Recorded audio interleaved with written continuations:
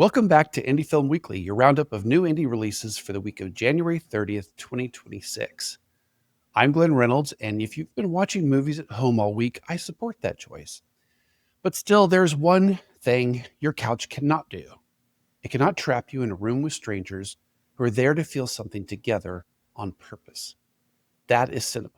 It's group therapy, but with better lighting and fewer clipboards. Today, we have three new theatrical releases: a nonfiction portrait of a town selling its own mythology, a darkly funny character study about mentorship, and a sunlit mystery where a personal reinvention starts to look like a trap. We then close with a winter set classic where a bad plan collapses in slow motion. This episode of Indie Film Weekly is brought to you by Circus Road Films, helping independent filmmakers find their audience since 2006. Learn more at circusroadfilms.com. Let's dive in. This week, I want to start with something I do not usually do. This podcast is all about supporting indie film. But today, I want to talk about a film I do not want people to see. It's Melania, the new Amazon-backed documentary. This is not about whether you like Donald or Melania Trump, or dislike them, or do not care. This, for me, is about what Amazon chose to spend its money on. Reportedly, the price tag on this doc was around $40 million. For that same spend, Amazon could have gone on a buying spree and picked up 100 indie features. They could have funded real distribution. They could have built careers. They could have taken chances on voices that never get a shot at a wide audience. Instead, we are getting a glossy, controlled, access-driven project that feels less like cinema and more like brand management. We do not need theaters filled with soft-focused propaganda for someone who could use visibility for good.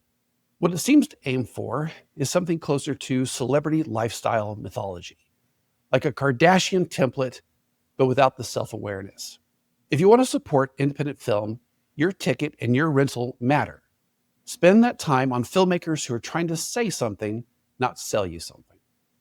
Our first film in theaters this week is Natchez, directed by Susanna Herbert, and it drops you into a Mississippi town where the past is not history, it's a business model.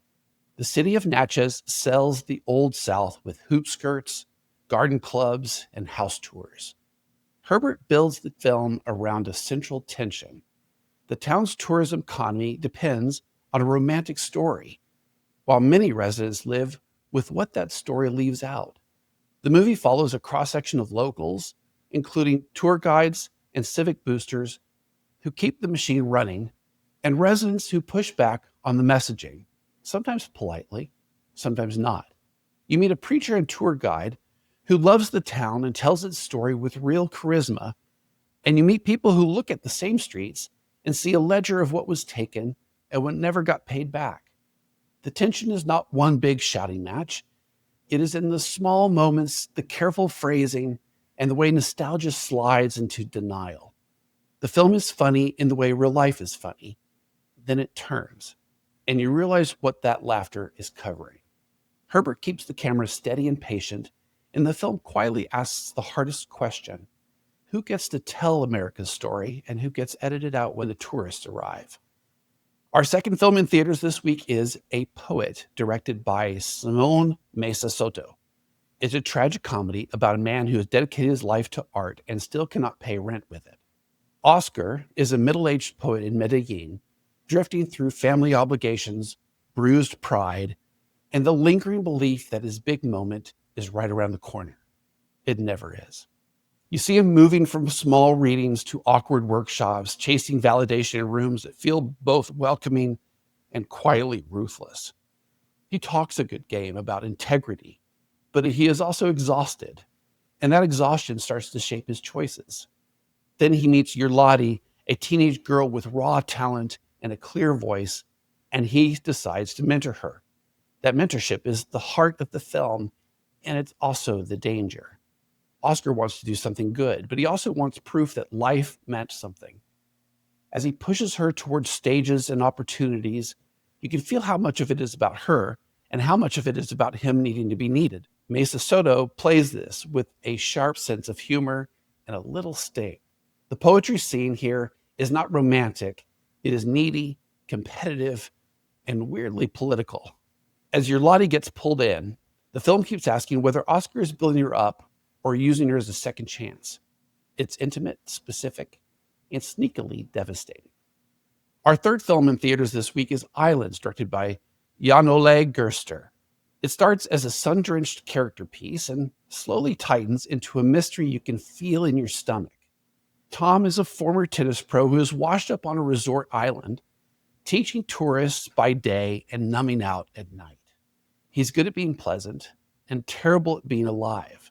His days blur into the same drills, the same small talk, the same smiles that never land in his eyes.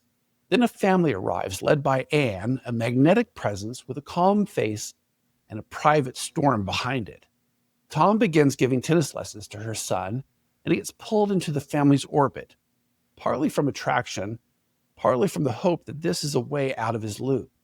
Gerster makes the resort feel both luxurious and strangely isolating, like the world has been reduced to pools, hallways, and late-night bars. When Anne's husband disappears after a night out, the atmosphere shifts, and Tom finds himself uncomfortably close to whatever happened. People start asking casual questions that do not feel casual at all, and Tom realizes he may not even understand his own role in the story. Gerster uses the vacation setting like a trap. Everything is bright, clean, and anonymous, which makes the unease hit harder. The film runs on mood, restraint, and the slow collapse of plausible stories. So in theaters this week, that's Natchez, A Poet, and Islands. For home viewing this week, Love and Irony, directed by John Bisek, is a modern movie with an old soul, and it wears that proudly. The setup is simple and strangely philosophical. A bike mechanic trying to live an authentic life meets a photojournalist who makes him question what he thinks he wants and what he's afraid to admit he needs. Bisek shoots much of it in crisp black and white, which gives the comedy a clean, classic rhythm. The jokes land because the dialogue is built like clockwork, fast, playful, and slightly dangerous, with people talking around what they mean until the truth pops out sideways. The romance is not syrupy, it's curious and a little combative, like two smart people trying to win the argument and losing to their own feelings. Milwaukee also matters here. The city is not wallpaper, it's a part of the personality, grounding the film in a real place while it plays in a more timeless register.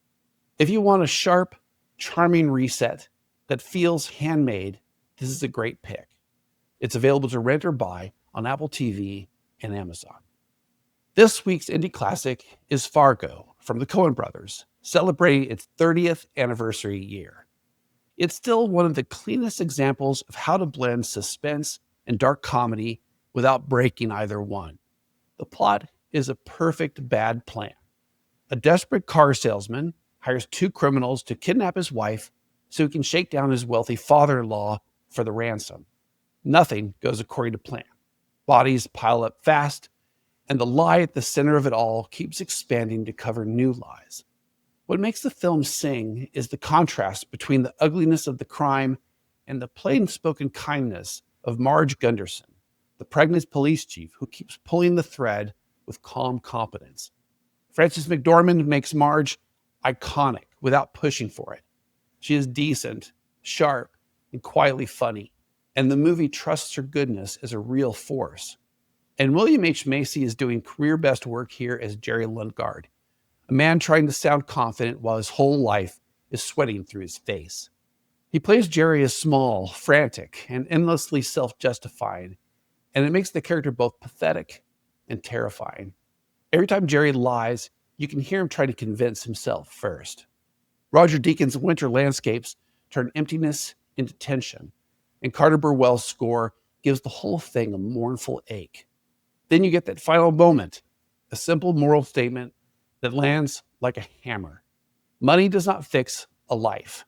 It just reveals what you were willing to do to get it. And that's Indie Film Weekly for January 30th, 2026. If you enjoyed the podcast, please subscribe, leave a rating, and share the show with one filmmaker who needs a nudge this week. Until next time, keep it honest, keep it human, and keep it indie.